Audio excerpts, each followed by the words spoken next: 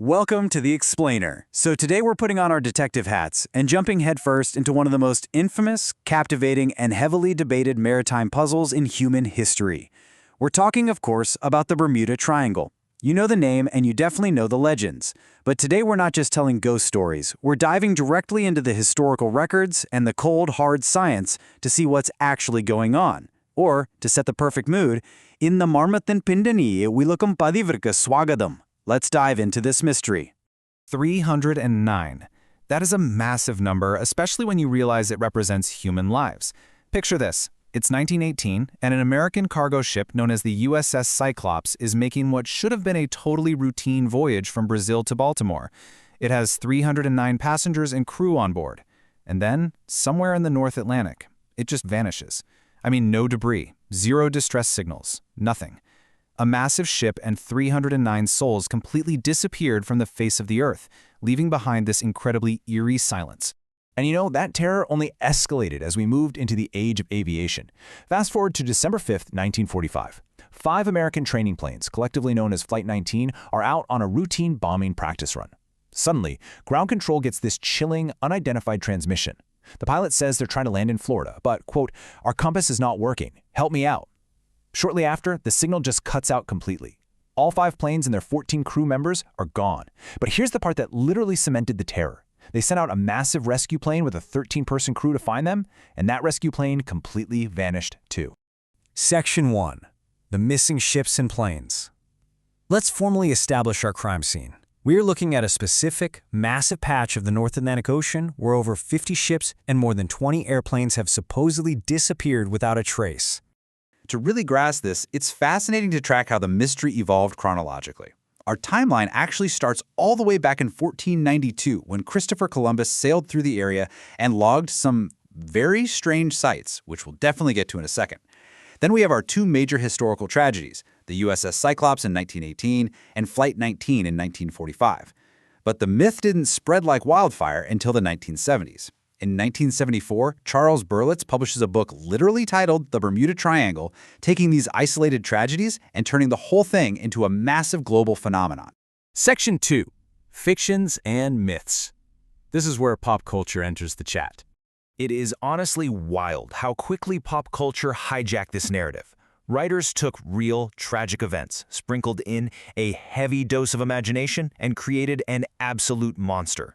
It was in magazines, music, TV shows, and even the 1977 blockbuster movie Close Encounters of the Third Kind. And the public came up with some truly wild suspects. We're talking alien abductions snatching planes right out of the sky, the lost city of Atlantis supposedly emitting electromagnetic waves from the seafloor, teleportation portals, giant undiscovered sea monsters. But here is the crucial reality check. None of these have a single shred of proof.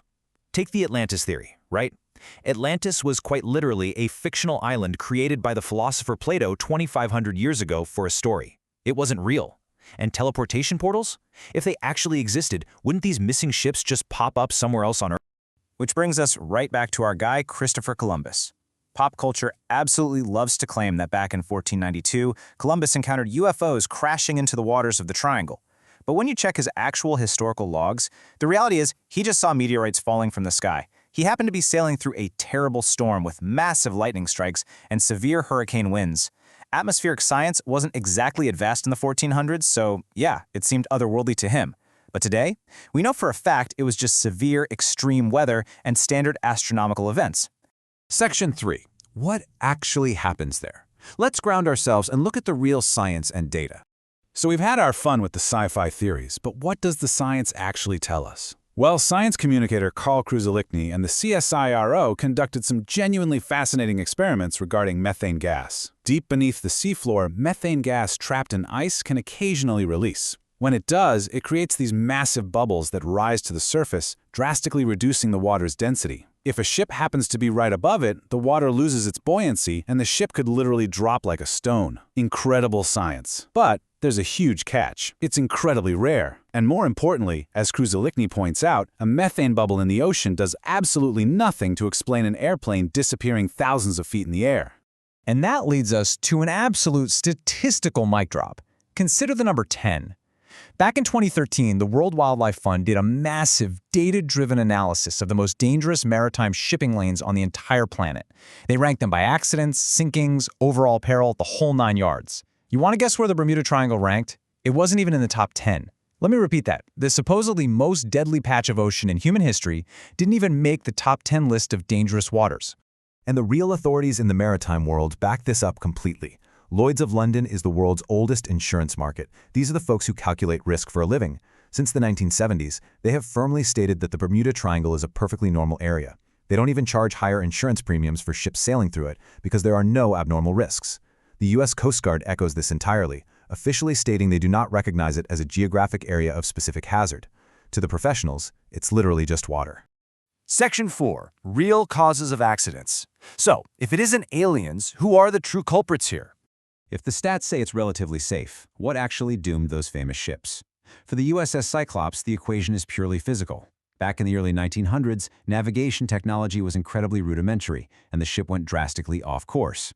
On top of that, it was heavily loaded with a massive cargo of iron ore, which is an incredibly dense, heavy material.